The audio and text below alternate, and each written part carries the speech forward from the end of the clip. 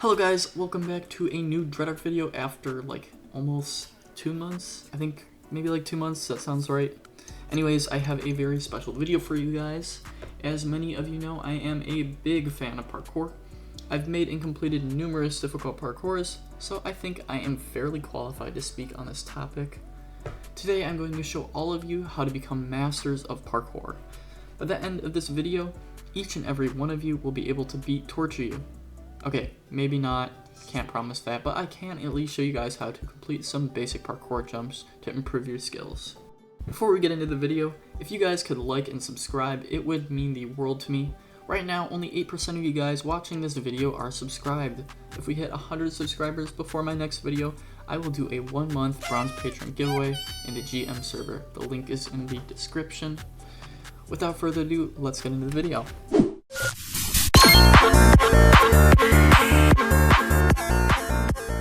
As you can see, we have a bunch of different jumps in the ship. Each jump is split up into one of 3 categories. We have the easy jumps, which are labeled with green, the medium jumps, which are labeled with yellow, and then the hard jumps, which are labeled in red. Each jump has a starting point, labeled with orange paint, and an end point, labeled with blue paint. I'll be going through each and every one of these jumps and demonstrating how to do them. I've also added a hand cam and key press display so you guys can get a better sense of how to complete these jumps.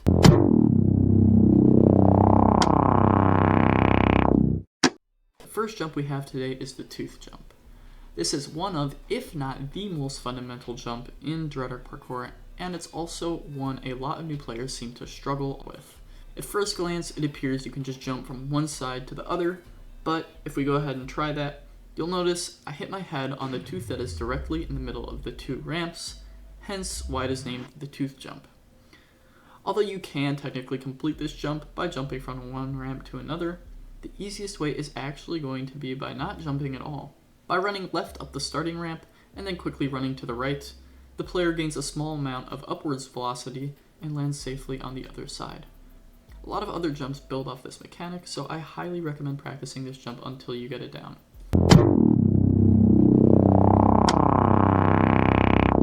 Up next we have the cup jump. The cup jump is very similar to the tooth jump, however the tooth and landing area are moved 1 block to the right. This jump is completed in the exact same way as the tooth, however it does require slightly more precise timing. I haven't seen too many people use this jump in modern parkours, but it did used to be a staple in old parkours, so I definitely recommend you guys try this one once or twice.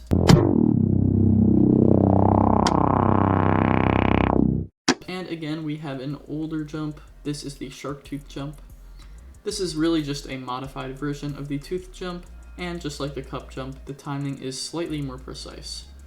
For the best chance of completing this jump, you're going to want to let your legs dangle slightly off the ramp before you jump to the other side.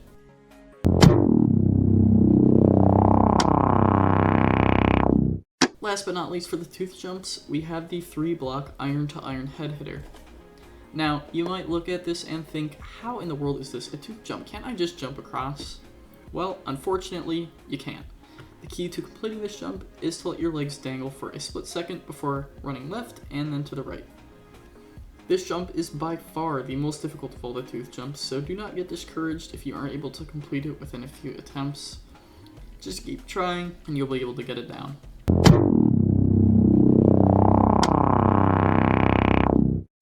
Now that we're on to tooth jumps, I'm going to go on to the 3-block ice to ice head hitter. You might be thinking, isn't this just the same as the last jump? Actually, it's not. As you may have noticed, ice works a lot differently than iron blocks. It's incredibly slippery, yikes, making it almost impossible to complete this jump in the same way as the iron to iron version. Instead, you want to start by standing on the far side of the starting block and then run and jump at the last second. The timing on this can be difficult, but with some practice, it should be very repeatable.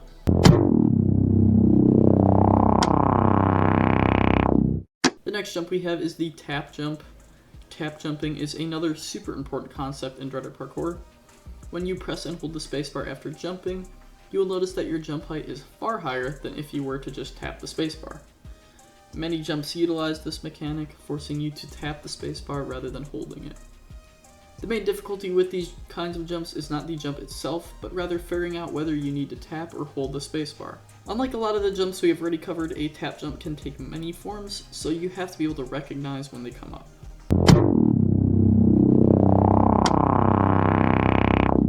Alright, we're on to our first hard jump on the list. It's the sabertooth jump. I'm not exactly sure who named the jump, but it is actually not a type of tooth jump. For this jump, we are going to combine tap jumping with another mechanic called pausing. As you can see, this is a 4-block jump with a small indentation in the ceiling. To complete this, you're going to do a tap jump, but rather than continuing to move forward throughout the entirety of the jump, you are going to take a slight pause in the middle of your jump to avoid hitting your head on the blocks above you. This pause should only be for a split second, as if you wait too long, you won't have enough height to complete the jump.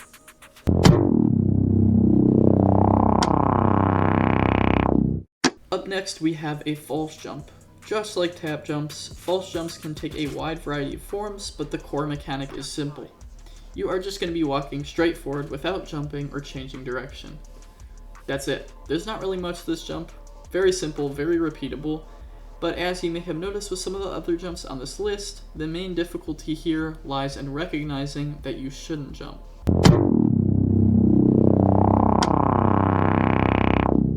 Next, we have a series of ladder jumps. Ladder parkour is very fun, but it can be a bit challenging for newer players. We will start with the 1-block ladder-to-ladder head hitter, since out of all the rubber jumps, this is the easiest to build off of. You're going to climb the first ladder here, and then hit the spacebar and immediately go right. After doing this, you're going to want to hold the W key once you're in front of the next ladder.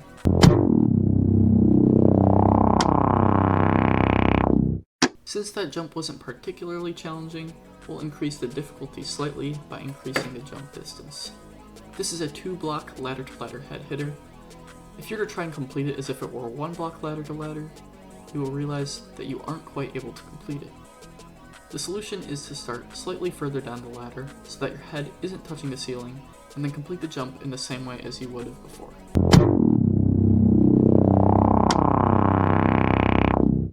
And finally, for the ladder jumps, we have the 1-block ladder-to-ladder half head hitter.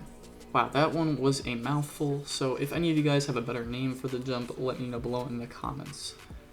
As you can see, the space between the ladder and the ceiling here is only a mere half block, making it significantly more difficult than a regular 1-block ladder-to-ladder. Although the movement is identical to the regular 1-block version, the timing is way tighter. As you can see, you have to be much quicker with pressing the W key to make sure you catch the ladder in time. And that's all for the ladder jumps. I'm now going to move on to some rubber-based jumps. I'll only be showing 2 of these today, but I could make a whole separate video on just rubber parkour since there is a lot of different tech you can use to make interesting jumps.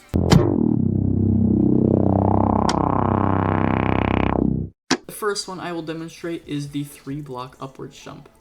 A lot of rubber parkour will utilize a version of this jump, but essentially what you want to do is avoid hitting your head on the rubber above you. This jump can be done in a number of ways, but for this example, I will jump to one side, bounce, and then jump to the other. The timing can be challenging to get down, but it is an important parkour skill to learn.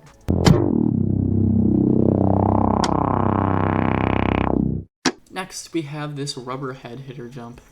At first glance, this seems totally impossible, but actually, due to some weirdness with the physics engine, this is entirely possible. By running to the right and holding jump, the physics engine gets tricked into thinking you are jumping on top of the rubber, and you are granted some extra jump height. This is a jump that might take a few tries since it seems to be a bit inconsistent, but nevertheless, I would highly recommend learning it.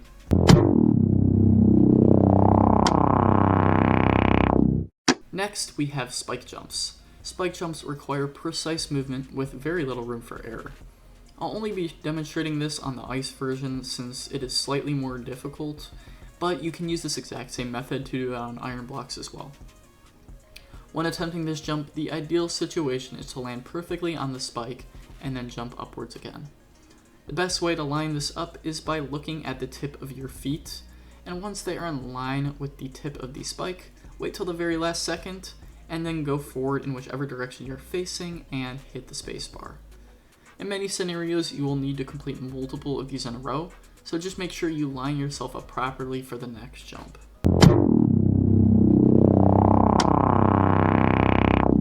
And finally, we are on to the last jump of the video already. We have Expando phasing. Like many jumps throughout this video, this can take many forms and the difficulty will vary very greatly depending on how the Expandos are positioned.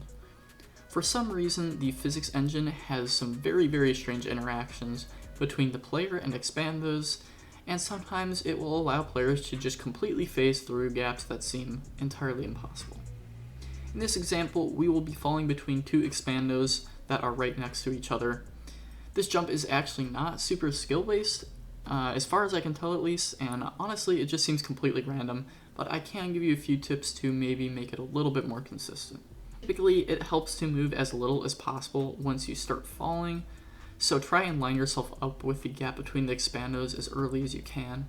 Sometimes I get this one in just 1 to 2 tries, but other times it takes me ages to complete. When I was recording this video, I don't know if you guys noticed, but I actually had to change the jump because it was taking me so long to complete. And that just about wraps up the video, guys. I'm going to encourage you to go and try some of these jumps yourself. If anyone knows any other ways to complete some of these jumps, let me know in the comments. I'd love to hear. I'll also be posting the DSA for this parkour haul in my rated parkour server, which is linked below. And I forgot to mention earlier, but I'm also hosting a parkour competition in that server, so if you want the chance to earn free gold patron, go ahead and check that server out. Anyways, thanks again for watching, guys, and I will see you all in the next video. Bye bye for now. Okay, the hardest. I swear to God. I got a white gold brilliant, only smoke sipping. Be like mink is the best, I'm like, is it?